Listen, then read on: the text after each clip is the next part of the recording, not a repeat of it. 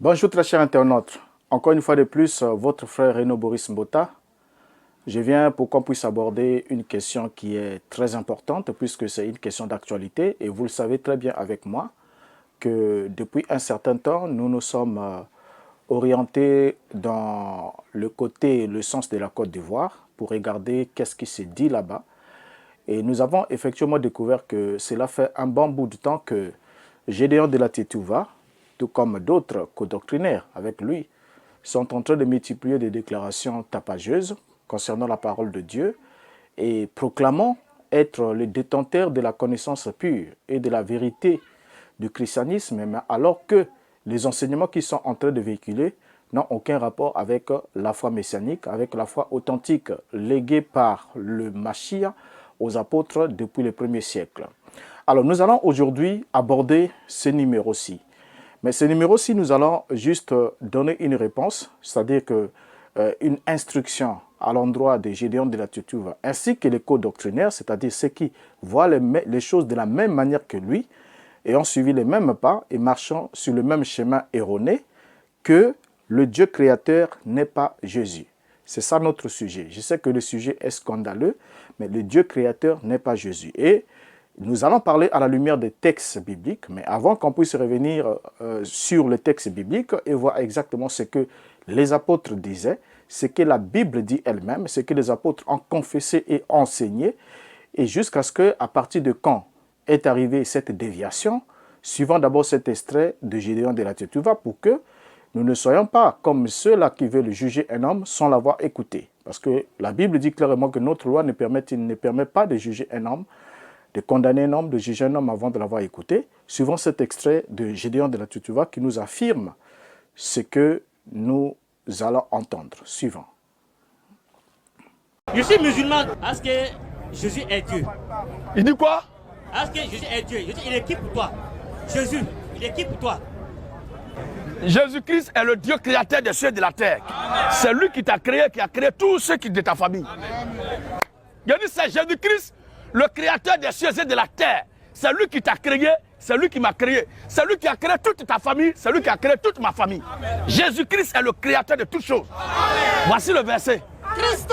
Christ est l'image du Dieu invisible. Il est l'image du Dieu invisible. Le premier-né de toute la création. De toute la création.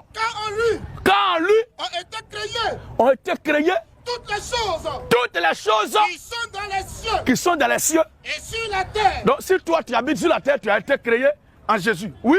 Les visibles et les invisibles. Trône. Dignité. Domination. Autorité.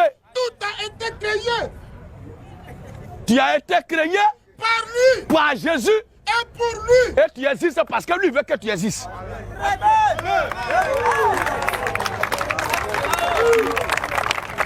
Là, ton problème est où? Ah, ok, s'il n'est pas Dieu. Si Jésus nous montre le Père là, il n'est pas Dieu. Il faut écouter maintenant. Oui. Maintenant, s'il montre le Père et que c'est le Père, c'est lui Jésus, tu vas faire quoi? C'est pas lui. Le Père dont Jésus parle là. C'est Dieu créateur, il appelle Père. C'est lui que Jésus appelle Père, non? Oui. Maintenant, si Jésus nous montre le Père là, toi, ton problème est où?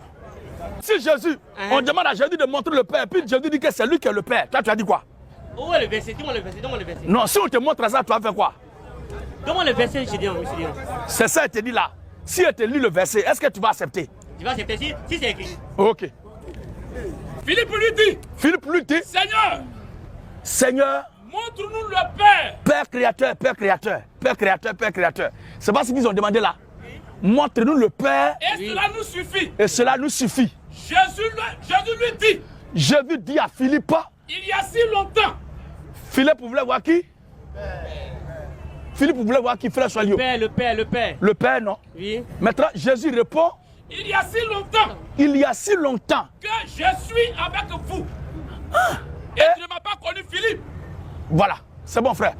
Là. On va discuter encore. Ok. Quelqu'un qui parle de Père, on dit, bon, montre-nous le Père là, on va voir. Il dit, mais je suis avec vous depuis là, donc tu ne savais pas que c'est bon. Philippe, vous voulez voir qui? Le Père. Maintenant, lui qui parle là, c'est qui? Le Père. Alors? C'est pour ça que je vous ai dit, vous les musulmans, Occupez-vous du courant. Parce que Bible là, vous ne maîtrisez pas. Bien, chers amis, nous avons tous suivi cette déclaration tapageuse de Gédéon de la Tetouva. Et comment est-ce qu'il nous affirme, sans mettre l'eau dans la bouche, avec tout son courage et sa force de caractère, que Jésus-Christ est le Dieu créateur. Or, en le disant, Gédéon, quelque part, on ne va pas lui accorder totalement le tort d'avoir fait cette déclaration, mais nous comprenons que ce dernier a mal compris le texte qu'il vient de nous brandir, ce texte qu'il vient de lire, ce texte qui, selon lui affirme que Jésus-Christ est le créateur de toutes choses. Et pour cela, nous allons aborder la Bible. Nous allons ouvrir la Bible. Nous sommes dans l'obligation d'ouvrir la Bible, de prendre le temps que cela nous prendra pour circoncire ce problème afin de vous montrer où se trouve l'erreur de Gédéon. Donc, nous pouvons alors nous dire ensemble avec vous que quelqu'un puisse aller. Donc, dites à Gédéon que le Dieu créateur n'est pas Jésus. Et c'est ce que nous pouvons donner comme sous-thème à notre sujet ici. Dites à Gédéon que le Dieu créateur n'est pas Jésus. Alors, en suivant ici, nous avons tous suivi la déclaration de Gédéon de la Tetouva. Et cet extrait de Gédéon démontre une fois de plus le degré de son ignorance au sujet de la parole de Dieu dont il se dit être garant, dont il se dit être le défenseur. Pour commencer, nous entrons dans notre Bible en douceur.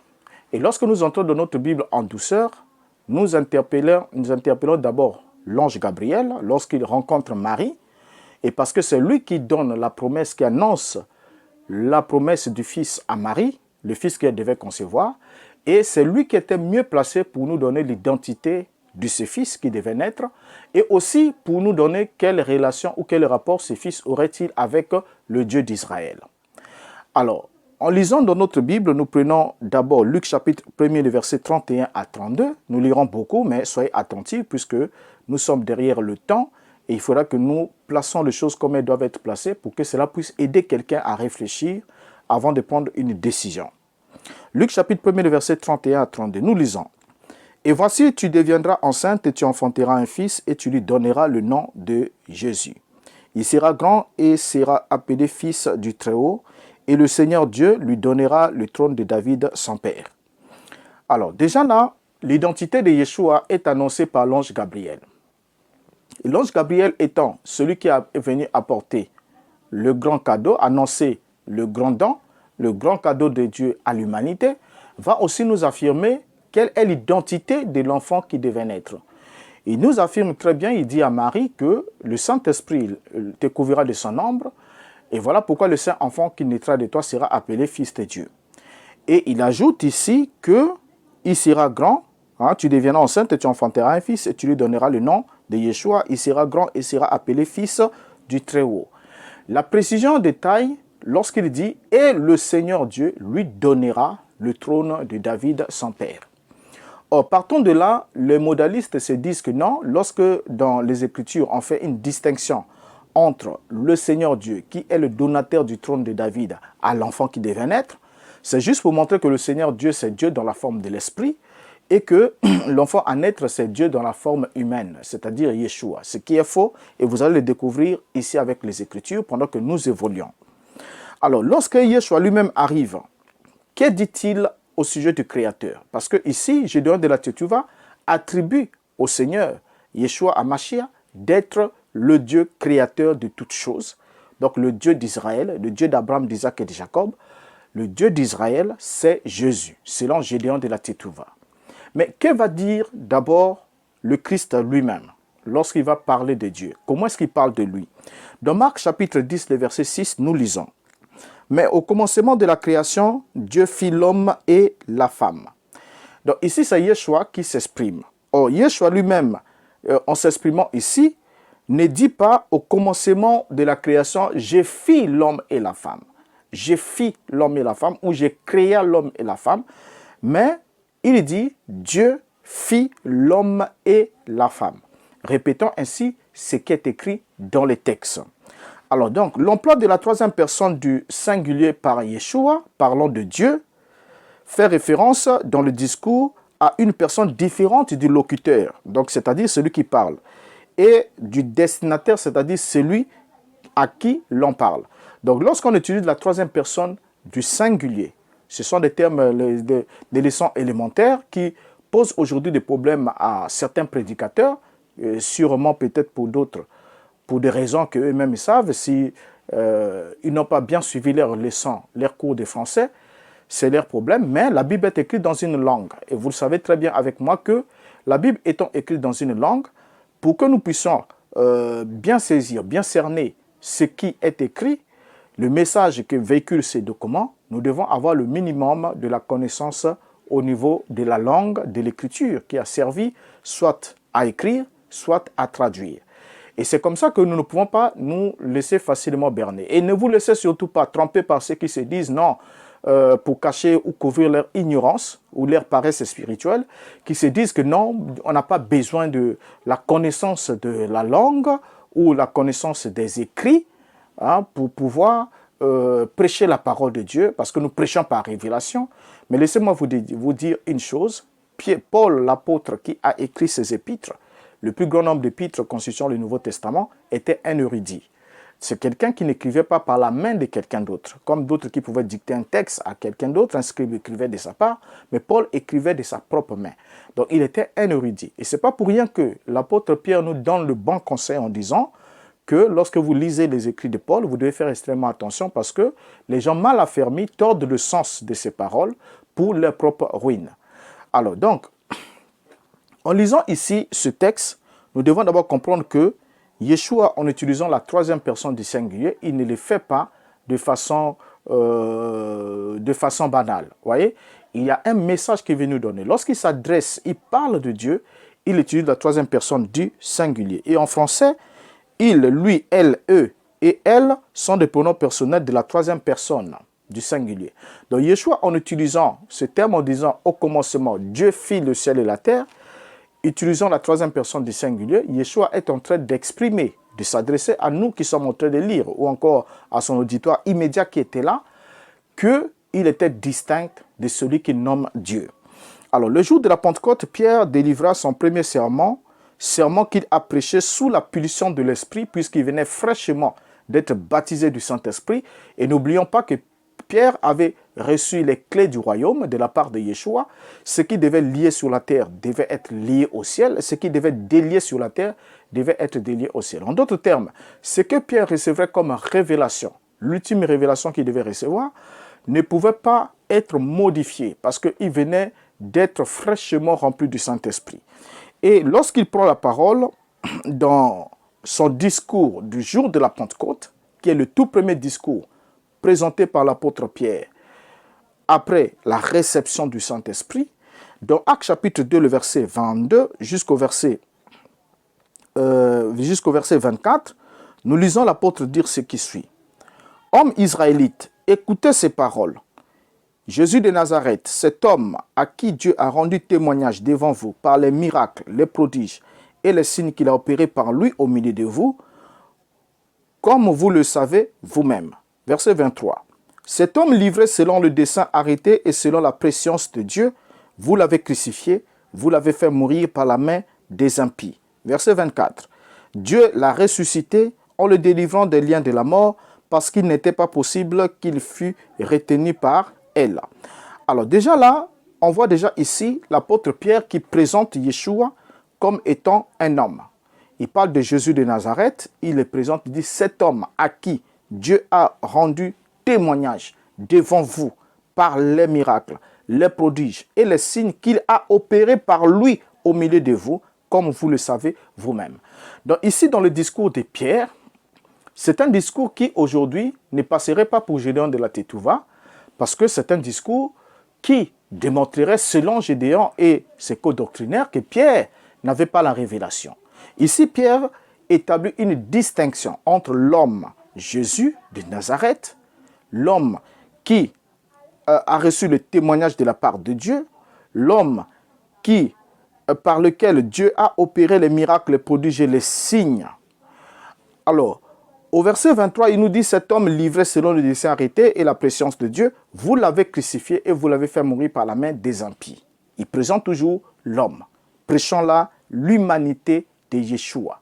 L'humanité présentant l'homme, la relation entre l'homme et Dieu et la relation entre cet homme et le peuple qui était en train d'écouter.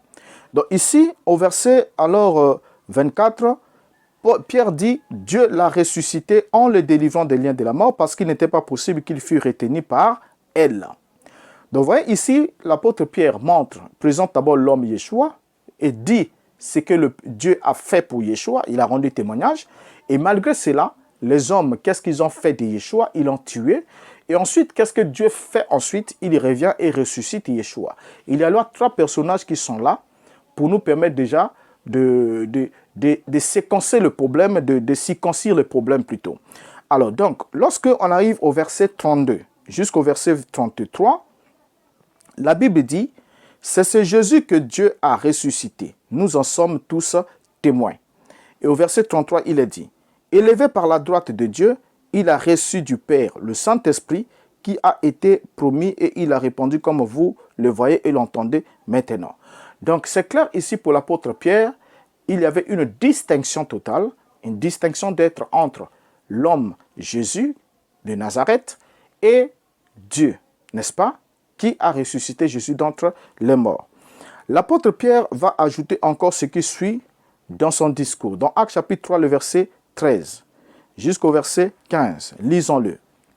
Le Dieu d'Abraham, d'Isaac et de Jacob, le Dieu de nos pères, a glorifié son serviteur Jésus, que vous avez livré en régnant et régné devant Pilate, qui était d'avis qu'on le relâcha. Vous avez régné le saint et le juste, et vous avez demandé qu'on vous accordât la grâce d'un meurtrier. Vous avez fait mourir le prince de la vie que Dieu a ressuscité des morts. Nous en sommes témoins. Alors, dans ce discours ici, c'est toujours l'apôtre Pierre. N'oublions pas qu'il a les clés. N'oublions pas qu'il est rempli du Saint-Esprit avec une évidence, avec un témoignage qui est totalement différent de l'expérience que doit avoir Gédéon de la Tétuve, ainsi que les codes doctrinaires qui vont venir plus tard. Ici, l'apôtre Pierre est en train de prêcher. Et quand Pierre est en train de prêcher ici, aucun épître n'est encore écrit. Aucun évangile n'est encore écrit. Pierre n'a que la connaissance de la parole, de ce que Yeshua leur a enseigné pendant qu'ils ont marché avec lui pendant les 3 ans et demi ou les 5 ans ou 6 ans, le nombre de temps qu'ils ont passé avec lui. Ils n'ont que cette expérience-là. Donc avec cette expérience, Pierre est en train de prêcher ici. Pierre ne prêche pas ici étant embrouillé par tel verset qu'il faut comprendre. Mais Pierre prêche ici la parole directement révélée telle qu'il a appris de la part du maître. Et c'est ce qu'il est en train de rendre ici dans son sermon. Mais seulement ici, Pierre nous dit, le Dieu d'Abraham, d'Isaac et de Jacob, le Dieu de nos pères, a glorifié son serviteur Jésus que vous avez livré et régné devant Pilate, qui était d'avis qu'on le relâcha. Donc ici, pour l'apôtre Pierre, il présente le Dieu d'Abraham, d'Isaac et de Jacob, et il dit c'est le Dieu de nos pères, et il précise que le Dieu de nos pères a glorifié son serviteur Jésus. C'est pourtant écrit dans votre Bible. Et c'est pourtant écrit, mais on ne vous le lit pas. Et quand on vous le lit, c'est pour survoler et vous donner d'autres baratins. Mais c'est ici, c'est précis. Paul est précis dans ses propos et présente Yeshua comme étant le serviteur du Dieu d'Abraham, d'Isaac, de Jacob, le Dieu de leur père. Et que Yeshua est un être humain qui a été glorifié par le Dieu de leur père. Alors, nous lisons bien, sauf un aveugle qui ne verrait pas que le Seigneur, Yeshua, est présenté comme étant le serviteur du Dieu des pères d'Israël. Donc, le serviteur du Dieu d'Abraham, d'Isaac et de Jacob. Alors, la toute première prière rapportée des apôtres nous permet aussi de voir qui est le Dieu, qui est, au fait de voir qui de Dieu et Jésus est le Créateur. Entre les deux, qui est le Créateur, nous allons le voir dans la toute première prière rapportée de la part des apôtres lorsqu'ils étaient menacés juste après la Pentecôte. Qu'est-ce qu'ils vont adresser comme prière et à qui adressent-ils leur prière? Suivons attentivement. Dans Actes chapitre 4, le verset 24, nous liserons jusqu'au verset 31, nous lisons ce qui suit. Lorsqu'il leur entendu, Ils élevèrent à Dieu la voix tous ensemble et dirent, « Seigneur, toi qui as fait le ciel, la terre, la mer et tout ce qui s'y trouve, c'est toi qui as dit par le Saint-Esprit, par la bouche de notre Père, ton serviteur David, pourquoi se tumulte parmi les nations et ces vaines pensées parmi les peuples? Les rois de la terre se sont soulevés et les princes se sont ligués contre le Seigneur et contre son oint. En effet, contre ton saint serviteur Jésus, que tu as oint, Hérode et Ponce Pilate se sont ligués dans cette ville avec les nations et avec les peuples d'Israël pour faire tout ce que ta main et ton conseil avaient arrêté d'avance. Et maintenant, Seigneur, vois leurs menaces et donne à tes serviteurs d'annoncer ta parole avec une pleine assurance en étendant ta main pour qu'ils se fassent des guérisons, des miracles et des prodiges par le nom de ton saint serviteur Jésus. Verset 41. Quand ils eurent prié, le lieu où ils étaient assemblés trembla, ils furent tous remplis du Saint-Esprit et ils annonçaient la parole de Dieu avec assurance. Donc vous voyez encore une fois de plus ici, dans les textes que nous venons de lire, que le Dieu de leur Père est reconnu par les apôtres comme étant le Créateur. Et Yeshua est identifié dans cette prière comme étant le saint serviteur oint par le Dieu Créateur du ciel et de la terre. Donc déjà, ça sont des éléments qui sont très importants. Et lorsque ils font cette prière, si la prière ne contenait pas des termes appropriés, des termes justes, les termes rendant exactement ce que les apôtres avaient compris des enseignements du Maître et de la révélation du Saint-Esprit, puisque vous aimez tellement ce terme, alors Dieu n'aurait pas agréé cette prière. Parce qu'une prière qui n'est pas adressée selon sa volonté, Dieu ne l'agrée pas. Et Dieu n'y donne pas de réponse. Mais seulement Dieu répond à cette prière en faisant trembler le sol sur lequel ils étaient. Le sol a tremblé et ils furent remplis du Saint-Esprit. Et ils allèrent annoncer encore la parole avec beaucoup d'assurance. Dieu confirme par la réponse, par le don du Saint-Esprit qui répond davantage, que la prière était faite selon sa volonté. Et dans cette prière, nous avons bien lu ensemble avec vous que le Dieu créateur du ciel et de la terre est distinct de Jésus qui est présenté comme étant le serviteur oint par le Dieu créateur du ciel et de la terre. Et Dieu a agréé cette prière en donnant le Saint-Esprit. Vous voyez?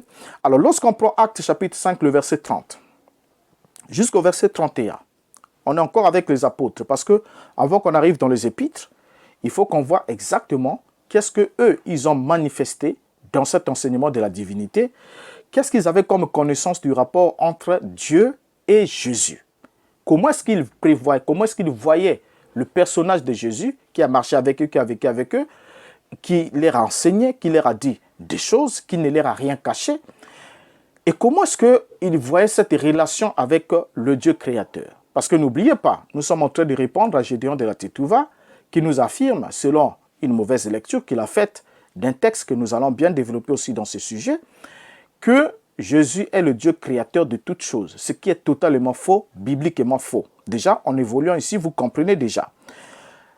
Dans Actes chapitre 5, le verset 30 jusqu'au verset 31, la Bible dit, « Le Dieu de nos pères a ressuscité Jésus, que vous avez tué en le pendant au bois.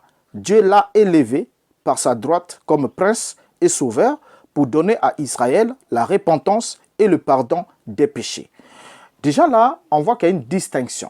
La distinction toujours établie entre le Dieu de nos pères et son serviteur Jésus. Le Dieu de nos pères qui a agi dans la vie de Jésus, le Dieu de nos pères qui a suscité Jésus comme un serviteur, le Dieu de nos pères qui a envoyé Jésus comme serviteur, et ensuite les hommes ont tué Jésus, et le Dieu de nos pères intervient de nouveau, il ressuscite Jésus, il ne s'arrête pas là, il élève Jésus dans la gloire, il ne s'arrête pas là, il glorifie Jésus et l'établit à sa droite. Alors déjà, tous ces langages-là sont des langages qui sont appelés à ouvrir les yeux à celui qui a vraiment les yeux pour voir. Alors lorsqu'on avance avec Paul qui s'affirme, qui parle aux Athéniens, Paul va dire dans Actes chapitre 17, le verset 24, ce qui suit. « Le Dieu qui a fait le monde et tout ce qui s'y trouve, étant le Seigneur du ciel et de la terre, n'habite point dans les temples faits de mains d'hommes. » Ici, Paul présente le Dieu qui a fait le monde comme étant le Seigneur du ciel et de la terre. Et il dit qu'il n'habite pas dans les maisons qui sont faites de mains d'hommes. Or, Yeshua, s'adressant à son Père, dans Matthieu chapitre 11, on pouvait le lire qui dit « Je te loue, Père, Seigneur du ciel et de la terre. » Or, il y a un seul Seigneur du ciel et de la terre. Le Seigneur du ciel et de la terre, c'est le Dieu créateur, c'est celui qui a fait le monde. Et celui qui a fait le monde ici, Paul dit qu'il n'habite pas dans le temple fait des mains d'hommes. Et Yeshua dit, je te loue Père, Seigneur du ciel et de la terre, de ce que tu as caché ces choses aux intelligents de ce monde et de ce que tu les as révélés aux petits enfants qui veulent apprendre. Je te loue Père, de ce que tu l'as voulu ainsi. Donc on comprend déjà ici que le Dieu qui a fait le monde et tout ce qui s'y trouve et qui est le Seigneur de la terre est le Père de Yeshua HaMashiach. Et j'aimerais qu'on lise ces passages, il est important, j'avais manqué de le côté. Nous sommes dans Matthieu chapitre 11, le verset 25, où nous lisons, voilà, nous lisons, « En ce temps-là, Jésus prit la parole et dit, « Je te loue, Père, Seigneur du ciel et de la terre, de ce que tu as caché ces choses aux sages et aux intelligents, et de ce que tu les as révélées aux enfants.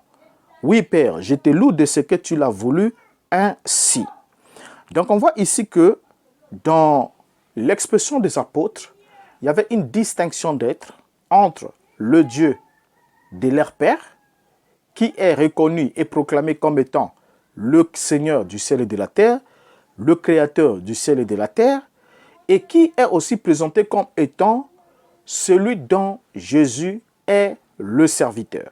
Et Jésus, de sa propre bouche, s'adressant à cet être créateur du ciel et de la terre, le qualifie de Père. Donc, en d'autres termes, il nous montre qu'il est issu de ces derniers. Maintenant, lorsqu'on prend la prédication, nous sommes encore dans les actes. Lorsqu'on prend la prédication d'Anania à Saul de Tarse, lors de sa conversion, qui est rapportée par l'apôtre Paul, dans Actes chapitre 22, le verset 12 à 14, qu'est-ce que nous lisons attentivement? Qu'est-ce qui a été dit à Paul? Qu'est-ce qui lui est donné comme instruction? La Bible dit, « Or, un homme Anania, homme pieux selon la loi, et de qui tous les Juifs demeurant à Damas rendaient un bon témoignage, vint se présenter à moi et me dit, « Saul, mon frère, recouvre la vue. » Au même instant, je recouvrais la vue et je le regardais. Il dit, « Le Dieu de nos pères t'a destiné à connaître sa volonté, à voir le juste et à entendre les paroles de sa bouche. » Ouais, ici, il est bien dit, il est bien spécifié à Paul que c'est le Dieu de leur père qui a destiné ces derniers à connaître sa volonté, donc la volonté du Dieu de leur père, à voir le juste ici c'est Yeshua, et à entendre les paroles de sa bouche. Ce n'est pas pour rien que lorsqu'on va plus loin, Paul dit, « N'ai-je pas vu Jésus notre Seigneur ?» Parce qu'il l'a vu sur le chemin de Damas. Et s'il l'avait vu, c'est parce que le Dieu de leur père avait destiné l'apôtre Paul à connaître sa volonté et à voir le juste. Voilà ce qui lui était donné comme message. Alors Paul va ensuite faire la déclaration suivante devant le gouverneur Félix. Lors de son procès, il va dire ce qui suit. Actes chapitre 24, le verset 14. « Je t'avoue bien que je sers le Dieu de mes pères selon la voie qu'ils appellent une secte, croyant tout ce qui est écrit dans la loi et dans les prophètes. » Et plus tard, lorsque l'apôtre Paul écrit à Timothée, dans 2 Timothée chapitre 1, le verset 3, il dit « Je rends grâce à Dieu que mes ancêtres ont servi et que je sers avec une conscience pure de ce que, nuit et jour, je me souviens continuellement de toi dans mes prières. » Donc ici, on voit bien que l'apôtre Paul déclare qu'il sert le Dieu de leur père et ensuite, il rend grâce au Dieu que ses ancêtres ont servi. Or, le Dieu que ses ancêtres ont servi, c'est le Dieu qui a envoyé Yeshua. C'est le Dieu qui est présenté comme étant que Yeshua déclare être son père, le Dieu d'Abraham, d'Isaac et de Jacob. Or, qui était le Dieu des pères d'Israël? Dans Exode chapitre 3, le verset 6, la Bible dit, « Il ajouta, « Je suis le Dieu de ton père, le Dieu d'Abraham, le Dieu d'Isaac et le Dieu de Jacob. » Moïse se cacha le visage car il craignait de regarder Dieu. Et au verset 13, il est dit, Moïse dit à Dieu, j'irai donc vers les enfants d'Israël, et je leur dirai, le Dieu de vos pères m'envoie vers vous, mais s'il me demande, quel est son nom, quel leur répondrai-je? Le verset 15, Dieu dit encore à Moïse, tu parleras ainsi aux enfants d'Israël, Jéhovah, le Dieu de vos pères, le Dieu d'Abraham, le Dieu d'Isaac et le Dieu de Jacob m'envoie vers vous. Voilà mon nom pour l'éternité, voilà mon nom de génération en génération. Vous voyez ici que le Dieu de leur père se présente. Voyez? Et ce Dieu de leur père est celui que les apôtres ont établi comme étant distinct de Yeshua qui proclamait être le Fils. Alors, avant qu'on puisse entrer dans l'épître de Paul, dans l'épître précisément aux Colossiens, qui fait l'objet de la mauvaise compréhension des Gédéons de la Tutuve ainsi que bon nombre d'autres amis qui pensent comme lui que Jésus-Christ est le Dieu créateur, il faudra d'abord qu'on lise, qu'on revoie de façon un peu sommaire ce que Paul pensait au sujet du rapport entre Jésus et Dieu. Paul pensait-il que Jésus était Dieu? C'est la bonne question qu'il faut se poser. Et à cette question-là, les prédicateurs qui sont honnêtes, ceux qui ont quelquefois un petit grain d'honnêteté intellectuelle et spirituelle, vont vous déclarer que aucun apôtre ne croyait ni n'enseignait que Jésus était Dieu, mais c'est après qu'ils ont laissé les épîtres, qu'ils sont partis, que nous, en faisant notre lecture des épîtres, des évangiles et de la Torah, nous avons fait des comparaisons, des attributs, et nous sommes arrivés à la conclusion comme quoi Jésus a manifesté les mêmes attributs de Dieu de l'Ancien Testament. Donc, Jésus est le Dieu de l'Ancien Testament dans le Nouveau. Et c'est comme ça qu'ils ont tiré la conclusion selon laquelle le Jéhovah de l'Ancien Testament est Jésus dans le Nouveau. Ce qui est faux. Parce que le Jéhovah de l'Ancien Testament est celui qui a dit « Je suis le Dieu d'Abraham, d'Isaac et de Jacob ». Et c'est celui qui a dit « Son nom est Jéhovah » ou le tétragramme, Yahweh, ou Yeho, comme certains peuvent le prononcer d'une certaine manière. Et il a dit que c'est là mon nom de génération en génération, et c'est là mon nom pour l'éternité. Donc ça voudrait dire quoi? Quand Dieu dit que c'est là son nom pour l'éternité, c'est que ce nom est définitif. Il ne va pas le changer pour qu'il quitte Jéhovah, il quitte Jéhovah pour devenir Jésus, ce qui est faux. Alors que le nom Jésus, c'est d'abord un nom théophore, un nom qui signifie Jéhovah est salut, ou Jéhovah sauve, Yeshua. Vous voyez? Alors donc, sur cette question, il est d'abord important que nous puissions interroger l'apôtre Paul. Paul pensait-il que Jésus était Dieu? C'est une bonne question qu'on doit se poser. Paul ne croyait pas que Jésus fils Dieu. Voilà, il ne croyait pas ça. L'apôtre Paul ne croyait pas ça. Déjà, ça nous permettra de comprendre le texte pour lequel, parce que pour Paul, il est conscient, en bon juif, qu'il y a un seul Dieu qui a fait toutes choses, le Dieu créateur du ciel et de la terre, le Dieu de leur père, le Dieu qu'il servait, qui est le père de Yeshua et aussi son père à lui, est distinct de Yeshua. D'abord, pour commencer, quand Paul aborde la christologie, dans ses épîtres authentiques, il n'affirme jamais que Jésus est le Dieu du monothéisme juif. Paul n'a jamais affirmé dans ses textes authentiques que Jésus est le Dieu d'Abraham, d'Isaac et d'Israël. Paul n'a jamais affirmé que Jésus fût le Dieu du monothéisme juif. Parce que la religion juive, la foi juive, est une foi monothéiste, c'est-à-dire qui croit en l'existence d'un seul Dieu, et qui ne croit pas qu'il y a trois personnes dans un seul Dieu. Non, une seule personne constituant un être, un seul Dieu. Et dont Yeshua était présenté comme étant le serviteur, tant qu'on vient de le lire dans le livre des Actes des Apôtres, et qui, plus tard, par adoption, est présenté comme étant le Fils de Dieu, déclaré Fils de Dieu, par sa résurrection d'entre les morts par la puissance de l'Esprit. Donc déjà ici, lorsque nous allons avec l'apôtre Paul, on comprend que Paul, en abordant la christologie dans ses épîtres authentiques, n'a jamais affirmé que Jésus était le Dieu d'Abraham, d'Isaac et de Jacob. Pourquoi? Paul le fait régulièrement. Lorsque Paul parle régulièrement dans la figure connue de celui que Paul appelle Père, Paul n'attribue jamais la qualité de Dieu, le terme Dieu, ne l'associe jamais à celui qu'il appelle Fils ou Jésus. Il parle toujours de Dieu, le Père. Donc on doit noter précisément que Paul, lorsqu'il parle de Dieu, le Père, mais il ne parle pas de Dieu, le Fils. Ça n'existe pas d'abord. Il n'attribue jamais le terme Dieu, Théos. Paul ne le lit jamais au Fils. Il le lit toujours au Père en ce qui concerne la position. Et nous pouvons le voir dans quelques passages qu'on peut prendre.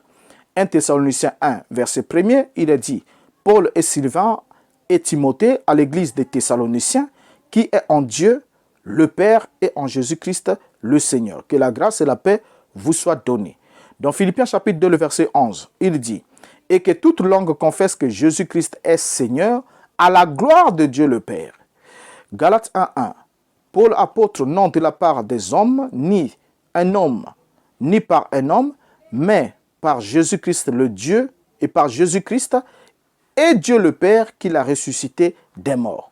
Galates 1, verset 3, que la grâce et la paix vous soient données de la part de Dieu le Père et de notre Seigneur Jésus-Christ. Et dans 1 Corinthiens chapitre 8, le verset 6, il dit « Mais pour nous, il n'y a qu'un seul Dieu, le Père, tout vient de lui, et nous allons vers lui.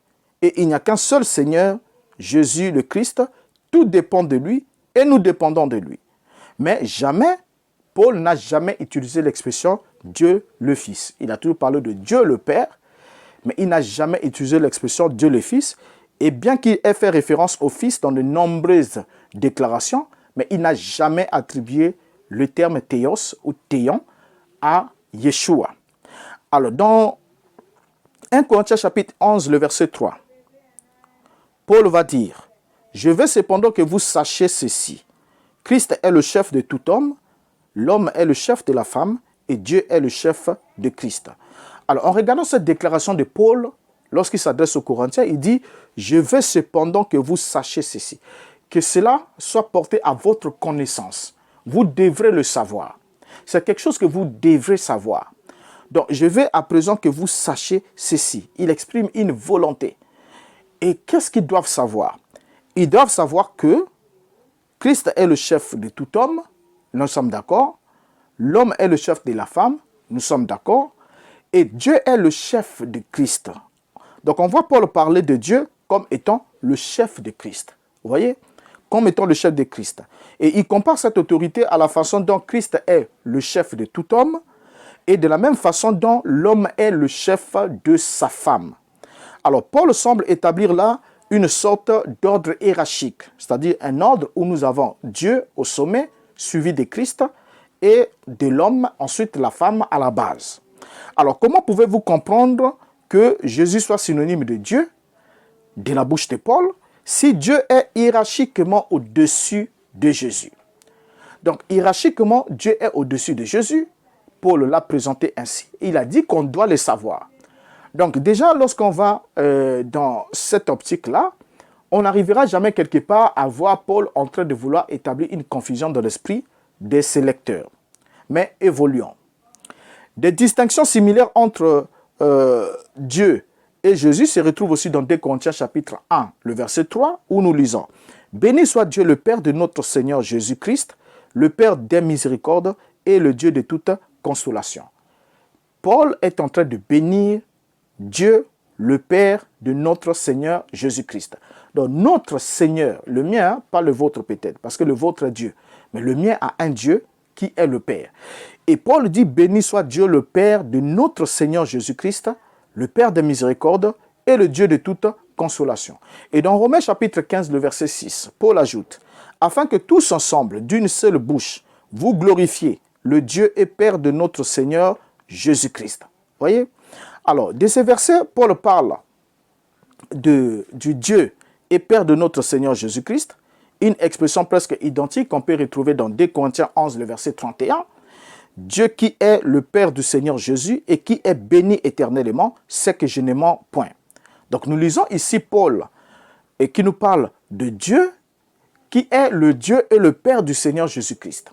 Alors comment pouvons-nous imaginer Paul, l'apôtre Paul, le monothéiste croyant que Jésus était Dieu, s'ils comprenaient que Jésus avait un Dieu qui n'était pas Jésus lui-même. Comment est-ce que nous arrivons à cette conclusion-là?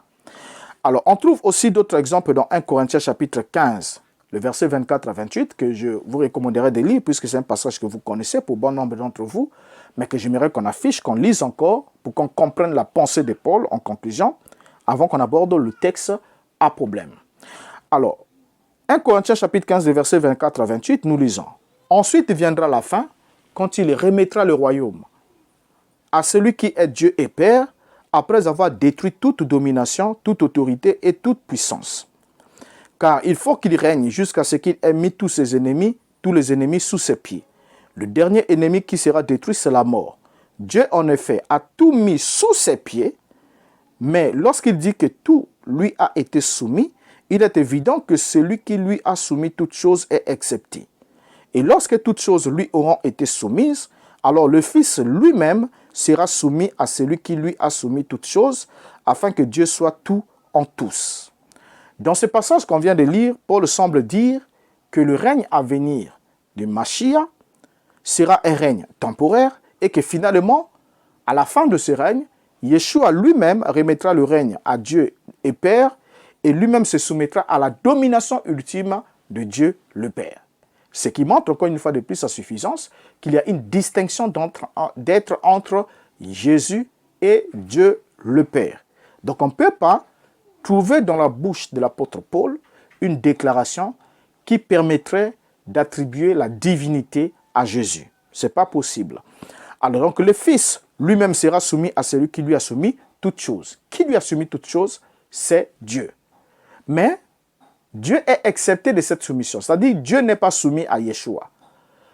Dieu a placé Yeshua au-dessus de toutes choses, mais Dieu lui-même n'est pas au-dessous de Yeshua. Dieu ne fait pas partie de toutes choses soumises à Yeshua. Non.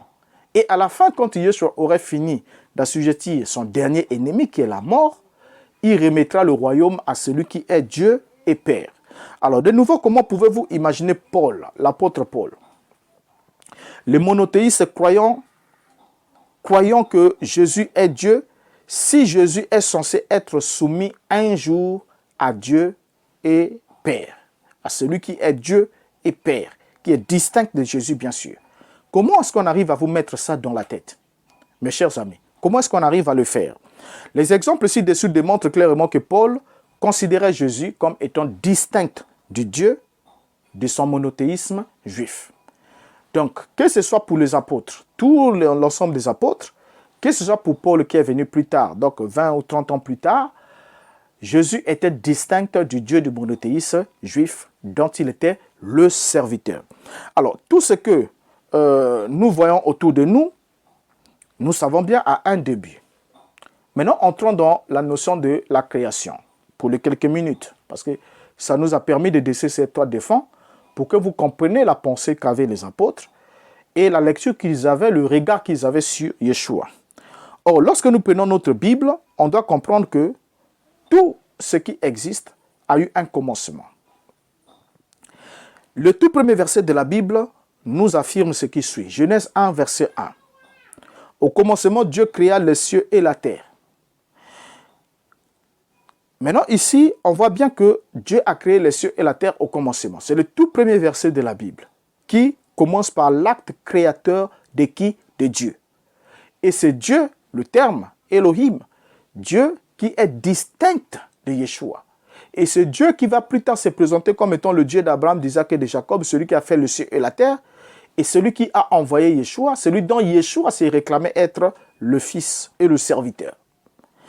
Alors, lorsque la Bible nous dit au commencement, Dieu créa les cieux et la terre, on voit bien que ce n'est pas la parole de Dieu qui crée le ciel et la terre, mais c'est Dieu qui créa les cieux et la terre.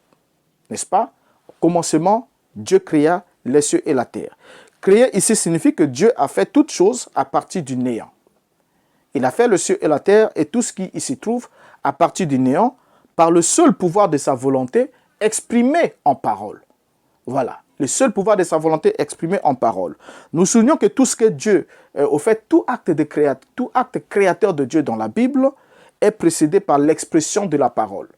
Voilà pourquoi dans le deuxième verset, nous pouvons lire le troisième verset. La Bible nous dit, Genèse 1, verset 3, Dieu dit que la lumière soit et la lumière fit. Alors, on sait que le verbe dire exprime.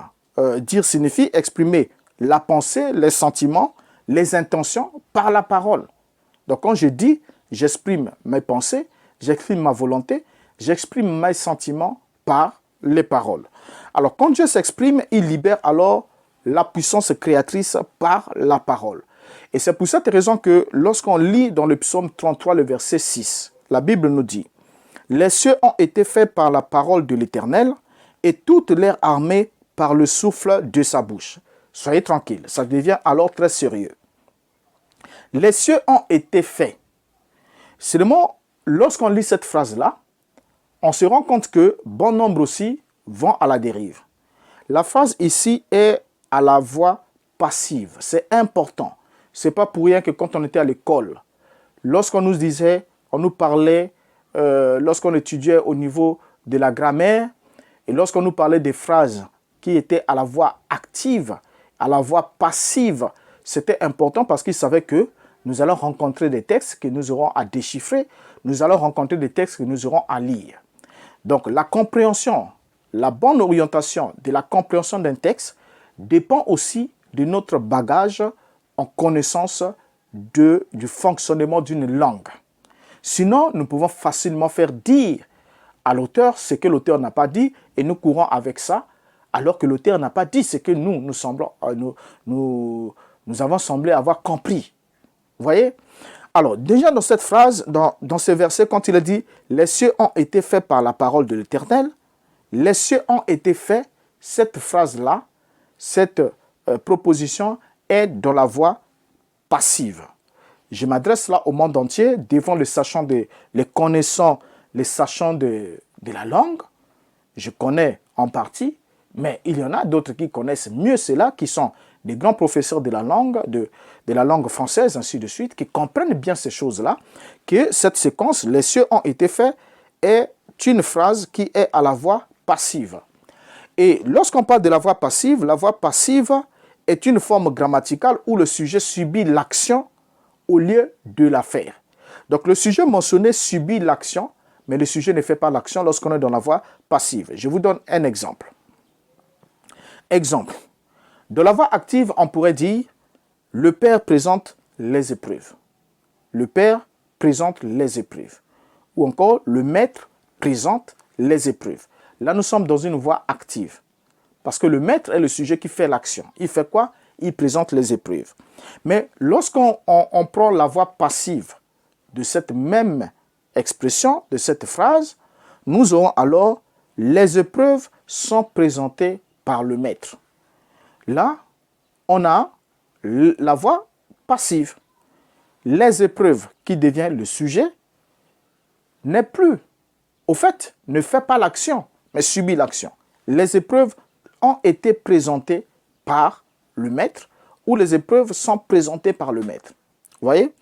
Alors, déjà là, on comprend que au niveau de la langue, on nous a dit que la structure de la voix passive, c'est que la voix passive est formée par un auxiliaire, donc ça doit être l'auxiliaire être, conjugué au temps voulu, donc plus un participe passé du verbe, optionnel, complément d'agent, introduit par le mot par, la préposition par. Et là, nous nous retrouvons avec une phrase à la voix passive. Et lorsqu'on est à la voix passive, ça veut dire qu'il y a un autre qui fait l'action en utilisant un moyen. Un moyen. Alors, en suivant ici, c'est comme un autre exemple, pour ne pas trop prendre de votre temps. Lorsqu'on dit « Le livre a été écrit par Moïse ». Le livre de la loi a été écrit par Moïse. Ça, c'est dans la voix passive, la voix active. Vous voyez? Dans la voix active, le livre a été écrit par Moïse. Or, lorsqu'on dit, par exemple, la loi a été donnée par Moïse. La loi a été donnée. Moïse a donné la loi. Là, nous sommes dans la voix active. Lorsqu'on dit la loi a été donnée par Moïse, nous sommes dans une voix passive. Ça veut dire que la loi, qui est le sujet, subit l'action. Vous voyez? Alors, déjà là, ce qui est important encore à comprendre pendant que nous évoluons, c'est la suite alors de ces versets. Donc ces versets-là ne nous permettent pas. Si je vous ai donné ces éléments-là, c'est pour montrer que le verset de Psaume 33 n'est pas en train de nous dire que la parole a créé toutes choses. C'est faux. Les cieux ont été faits par la parole de l'Éternel. Vous voyez? Mais l'acteur, c'est qui? Qui fait usage de la parole? Puisque la parole est l'expression de la pensée. Qui s'exprime? Qui exprime sa volonté, son intention d'agir? Nous avons lu dans Genèse, au commencement, Dieu créa les cieux et la terre, et Dieu dit que la lumière soit, et la lumière fut. Et dans chaque acte créateur de Dieu, vous lirez votre Bible, vous verrez que chaque acte créateur de Dieu est précédé par l'expression de la parole. Dieu dit, faisons l'homme à notre image. Dieu dit qu'il y ait la vergeture sur toute la terre, que la terre produise ceci, cela. Donc Dieu s'exprime et cela arrive ainsi. Vous voyez? Donc c'est pour autant dire que celui qui fait l'action, c'est Dieu. Mais le moyen, l'agent que Dieu emploie pour manifester cette action, il exprime sa volonté et sa volonté devient un acte. Dans le psaume toujours 33 que nous avons lu, le verset 8 et le verset 9 vont nous donner la suite pour bien comprendre la pensée de ce que nous avons expliqué dans quelques minutes. Il est dit que toute la terre craigne l'Éternel, que tous les habitants du monde tremblent devant lui. Car il dit et la chose arrive, il ordonne et elle existe. Voilà, donc il dit et la chose arrive, il ordonne et elle existe. Et quand on vient dans Ésaïe va nous présenter la parole de Dieu comme étant un agent indépendant de Dieu, mais pleinement au service de ces derniers. Dans Ésaïe chapitre 55, le verset 11, la Bible dit « Ainsi en est-il de ma parole qui sort de ma bouche, elle ne retourne point à moi sans effet, sans avoir exécuté ma volonté et accompli mes desseins. » Alors nous pouvons voir comment Jean s'appuie alors sur tous les enseignements de l'Ancien Testament pour exprimer ce qu'il a eu à exprimer dans les Écritures. Lorsqu'on lit Jean chapitre 1, le verset 3, toutes choses ont été faites par lui. Par elle, rien de ce qui a été fait n'a été fait sans elle. Mais là, ça pourrait peut-être faire l'objet d'un autre sujet de façon développée. Puisque nous en avons déjà parlé, nous pourrons toutefois revenir parce qu'il y a un sujet sur la chaîne qui parle de la parole est-elle créatrice. Là-bas, nous avons expliqué tout cela dans les détails. Maintenant, poursuivons pour arriver au verset de l'expression, au verset d'appui de Gédéon de la Tchétchouva pour affirmer que Jésus-Christ est le Dieu créateur de toutes choses. Alors, donc, on saisit d'abord ici que tout ce que Dieu fait, il exprime la parole. La chose s'accomplit exactement selon les paroles que Dieu a prononcées. Dieu dit simplement une chose et la chose arrive. Et dans 2 Pierre chapitre 3, le verset 5, l'apôtre va nous dire « Ils veulent ignorer en effet que des cieux existèrent autrefois par la parole de Dieu, de même qu'une terre tirée de l'eau est formée au moyen de l'eau. » Nous pouvons alors comprendre par cela la lecture de ces deux versets qui vont maintenant suivre, Hébreux chapitre 1er, le verset 1er. Dans Hébreux chapitre 1er, le verset 1er, il est dit « Après avoir autrefois, à plusieurs reprises et de plusieurs manières, parlé à nos pères par les prophètes », donc on voit ici ce verset, on met une pause tout en gardant le verset devant nous. Quand il est dit que Dieu a parlé par les prophètes, il n'est pas dit que les prophètes étaient les auteurs des messages qui sortaient d'eux, mais ils n'étaient que les messagers, c'est-à-dire les canaux par lesquels Dieu parlait à son peuple.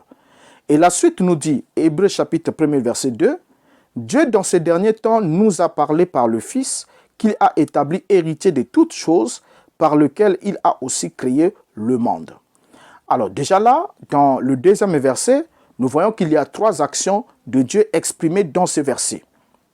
Pendant que le verset est là toujours devant nous, qu'est-ce que nous constatons? Il nous a dit que Dieu, dans ces derniers temps, nous a parlé par le Fils. Donc ça, c'est la première action que Dieu fait dans ce verset. Nous a parlé par le Fils. Donc, le même Dieu qui a parlé au Père par les prophètes, nous a parlé dans ces derniers temps par le Fils. Par ce verset, nous voyons que c'est Dieu qui a parlé par, c'est-à-dire au travers du Fils.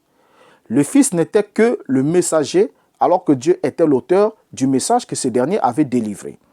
Le deuxième point, toujours dans ce verset deuxième, il est dit, Dieu a établi le Fils héritier de toutes choses. Voyez?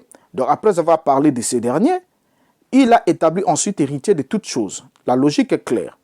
Le mot héritier désigne, comme vous le savez, une personne qui reçoit un héritage, c'est-à-dire des biens, des droits ou un statut transmis par une autre personne. Alors, en suivant les séquences des 3 actions, on voit bien que Dieu a parlé par le Fils, ensuite l'a établi héritier, enfin, il a créé par lui. Et dans la version que nous avons lue, il a dit par lequel il a créé le monde. Et là, c'est là que ça devient très intéressant, mais le temps semble ne pas être avec nous. Je n'aimerais pas qu'on prenne trop de temps.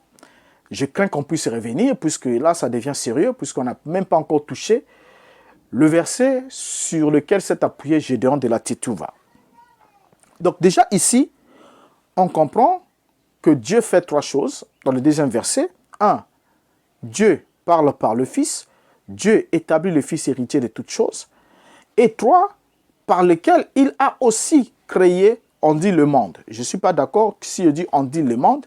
Je mets ça entre parenthèses. 3e point. Dieu a créé quoi? Par le Fils. C'est là la question qu'on doit se poser. Dans ce verset-ci, la question qu'on doit se poser, c'est celle-là.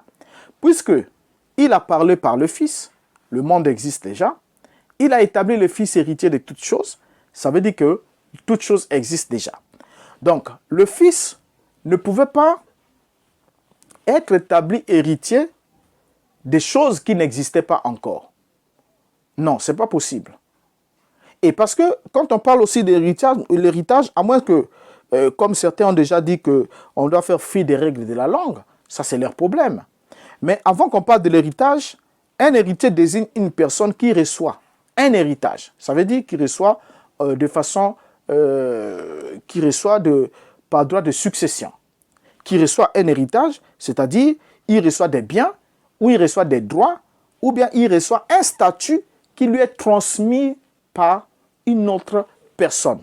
Donc pour qu'on parle de l'héritage, il faut qu'il y ait transmission d'un bien. Un bien dont vous n'étiez pas le propriétaire légitime au départ, qui appartenait à quelqu'un d'autre, et ensuite ils vous ont fait don. Ou encore, vous obtenez un statut, une qualité que vous n'y avez pas au départ. Mais cela doit toujours venir de quelqu'un d'autre qui doit vous le transférer. Donc toutes ces choses-là ne sont pas écrites dans les Écritures juste pour amuser le lecteur, mais c'est pour que ceux qui sont prudents, qui ont le discernement, le pur discernement qui n'a pas été altéré par les dogmes et les hérésies, puissent comprendre et ne puissent pas s'égarer. Alors Dieu a créé quoi? 3e séquence dans ce verset 2e. Parce qu'il a parlé par le Fils, qu'il a établi héritier de toutes choses, par lesquelles il a aussi. Il n'a pas dit par lesquelles il avait aussi créé le monde. Il avait aussi créé le monde, non. Il dit par lesquelles il a aussi. Vous voyez, j'aime bien cette formulation. Hein? C'est très important. Par lesquelles il a aussi. Il est bien dit, Dieu dans ces derniers temps nous a parlé par le Fils, qu'il a établi héritier de toutes choses, par lesquelles il a aussi. Il a aussi. Donc ça veut dire aussi ici, montre que l'acte qui est énoncé là est un acte qui vient après que Dieu ait parlé par le Fils, après que Dieu ait établi le Fils héritier de toutes choses, par lesquelles il a aussi créé. Créé quoi? Dans la version Luc II, il a dit, par lesquelles il a aussi créé le monde. Alors, et quand il a dit que Dieu a créé par le Fils, il n'est pas dit que le Fils est l'auteur de ce qui a été créé. Non. Mais c'est toujours Dieu qui crée, mais qui le fait au travers du Fils, qui est reconnu comme étant l'agent passif de la création. Alors, le terme grec ici utilisé pour la chose créée par Dieu, par le Fils, c'est le terme grec « ayant ». Or, le terme grec « ayant » est un terme qui est différent du terme grec « cosmos ». Seulement, vous allez voir que je vais vous donner quelques éléments, on va arrêter là puisqu'on sera obligé de revenir pour une deuxième partie. Seulement, le terme grec « ayant » n'est pas un terme spatial, comme le cosmos, mais c'est un terme temporel, donc qui est lié à l'élément temps. Parce que vous savez qu'en grec, nous avons au moins 3 termes principaux pour désigner le temps. Hein. Nous avons le terme chronos, nous avons kairos et nous avons ayant. Maintenant, ici, le terme qui est utilisé dans notre verset ici, c'est le terme ayant. Or, le terme ayant signifie de façon générale une longue période d'une durée indéterminée. C'est un terme temporel et non un terme spatial. Donc, on ne pouvait pas dire par là, ces versets, les spécialistes vont le dire, hein, parce que certains pourront me dire, non, vous n'êtes pas spécialiste du grec, mais les mêmes spécialistes vont nous dire, parce que nous avons appris, nous avons été obligés d'apprendre, à cause de certaines dérives que nous voyons au niveau des caprices des traducteurs, nous avons été dans l'obligation d'apprendre, pour vous aider aussi, pour que nous puissions redresser certaines choses. En toute humilité, je m'adresse à vous. Les termes utilisés par le rédacteur de l'Épître aux Hébreux, que Dieu a créé par le Fils, l'action qu'il accomplit après avoir établi le Fils héritier de toutes choses, et le Fils ne pouvait pas être héritier de toutes choses si ces choses n'existaient pas encore. Donc déjà là, le terme utilisé par le rédacteur, c'est le terme ayant. Or, lorsque le rédacteur utilise le terme ayant, quand on prend la première traduction latine du texte grec de l'Épître aux Hébreux, nous avons Jérôme de Stridon, donc dans la Vulgate latine, édité en 405, qui nous dit ce qui suit. Lisons-le dans le texte latin. Texte latin. Il a dit Novissim jebus istis locutus est nobis in filio, quem constitut eredem universorum perquem fecit et sicula. Or, je veux qu'on souligne de terme le dernier mot de notre verset. Le dernier mot de notre verset, c'est le mot sicula. Or, sicula est traduit dans la version du second par le monde.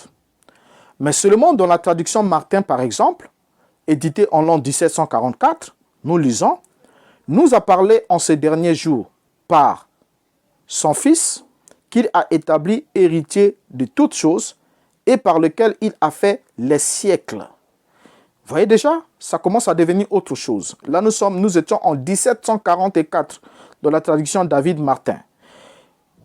Quand on arrive en 1973, dans la Bible de Jérusalem, nous lisons « En ces jours, qui sont les derniers, nous a parlé par le Fils qu'il a établi héritier de toutes choses, par qui aussi il a fait les siècles. » Et lorsqu'on prend la Bible des peuples, éditée en l'an 2005, il est dit « Mais en ces jours, qui sont les derniers, il nous a parlé par le Fils.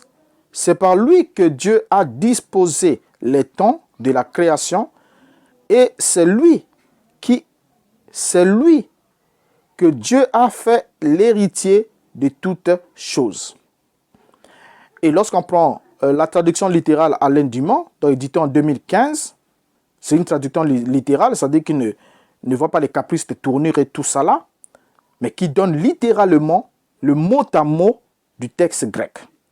Il est dit « Quand à ces derniers jours s'est adressé à nous dans le Fils, lui qu'il a placé héritier de toutes choses, à travers qui aussi il a fait les airs. » Bien, là, on comprend déjà comment la situation devient sérieuse pour un esprit averti. Le terme grec utilisé, c'est ayant. Et lorsqu'on va en latin, nous avons sicula. Et lorsqu'on prend certains traducteurs qui ont voulu rester le plus proche de ces textes, n'ont pas voulu faire de ayant un terme spatial, comme cosmos, pour traduire, parce que d'autres vont traduire par créer les mondes, d'autres traduisent par créer le monde au singulier, d'autres par créer l'univers, d'autres traduisent par créer les univers. Mais ici, lorsqu'on prend à partir du latin, on voit sicula. Et on voit les siècles. par d'autres ici. Ensuite, la traduction littérale nous dit à travers qui aussi il a fait les airs. Lorsqu'on fait les airs, on parle des airs, on parle précisément d'un espace de temps, un temps déterminé ou indéterminé. Donc, on n'est pas dans la création du monde comme tel. Vous voyez? Donc, à partir de ce moment, lorsqu'on commence à faire une bonne lecture, de façon soutenue, on se rend compte que Hébreux chapitre 1er, là, on s'adresse aux Hébreux. L'épître est adressée aux Hébreux qui sont les fils du Dieu d'Abraham, d'Isaac et de Jacob, qui sont le détenteur de la connaissance de la Torah, qui sont les héritiers de toutes les promesses qui ont été faites au sujet du Mashiach et autres. Mais seulement, il leur dit, Dieu dans ces derniers temps nous a parlé par le Fils qu'il a établi héritier de toutes choses. Il est évident que pour que le Fils soit établi héritier de toutes choses, il fallait que toutes choses soient déjà amenées à l'existence. Et ensuite, par lesquelles il a aussi créé les airs, les siècles, sikula, ayant en grec. Donc il n'a rien à voir avec le monde. Alors, rien que dans ces versets-là, on comprend que le monde ne pouvait pas être créé après que Dieu ait parlé par le Fils, après que Dieu ait établi le Fils héritier, ensuite Dieu crée le monde. Ce serait une... Au fait, moi aussi je lisais comme vous ce passage, et très vite, je passais, sans pouvoir regarder les détails, ce passage dans les détails. Et du coup, lorsque nous ne regardons pas un passage, un texte dans les détails, nous tirons rapidement une conclusion hâtive qui, quelquefois, pour la plupart du temps, nous emmène à la dérive. Mais quand on prend le temps de réfléchir sur les textes tranquillement, on commence à se rendre compte que, tiens, mais en fait, nous sommes loin du compte d'être sur la bonne voie. Alors, voilà ce qu'on avait en premier lieu à souligner à Gédéon de la Tétouve ainsi que ses co-doctrinaires qui comprennent que, selon les apôtres et dans les textes bibliques, le Dieu d'Abraham, d'Isaac et de Jacob n'était pas Jésus. N'était pas Jésus. Mais Jésus est présenté par les apôtres comme étant le fils du Dieu d'Abraham, d'Isaac et de Jacob, comme étant l'être le plus élevé de l'univers. Il n'y a aucun être qui existe qui soit supérieur à Yeshua par rapport à sa position, par rapport à sa mission, étant établi par Dieu au-dessus de toutes choses. Mais seulement, Jésus-Christ n'est pas égal à Dieu, et seulement, Jésus-Christ n'est pas plus grand que Dieu, il est inférieur à Dieu, dépendant de Dieu dans ce qui concerne sa position, et en toutes choses. Alors, nous revenons au deuxième numéro pour prendre exclusivement le texte. Tout a été créé par lui et pour lui. Nous parlerons de ces textes pour compléter cette réponse que nous adressons à Gédéon de la Tétouva, pour qu'il sache que le Dieu créateur n'est pas Jésus, mais que Jésus est présenté par les apôtres comme étant le Fils, le serviteur de ce Dieu créateur. C'était votre frère Renaud Boris Mbota. Laissez votre avis en commentaire et retrouvons-nous encore dans quelques heures pour la suite où nous allons parler de tout a été créé par lui et pour lui. Et jusqu'à ce qu'on se retrouve, ma prière que Dieu vous garde. Je vous dis au revoir. Abonnez-vous si ce n'est pas encore fait. Partagez le lien aux autres. Et mon numéro aussi est toujours affiché. Vous pouvez aussi m'écrire et m'appeler comme cela vous chantera. Je serai toujours ravi de vous lire, d'avoir vos points de vue en inbox, comme ici en commentaire. Ça fera une bonne chose que nous échangeons, que nous discutons tous autour de ce sujet très, très pointu et très sérieux, très capital. Au revoir, à la prochaine.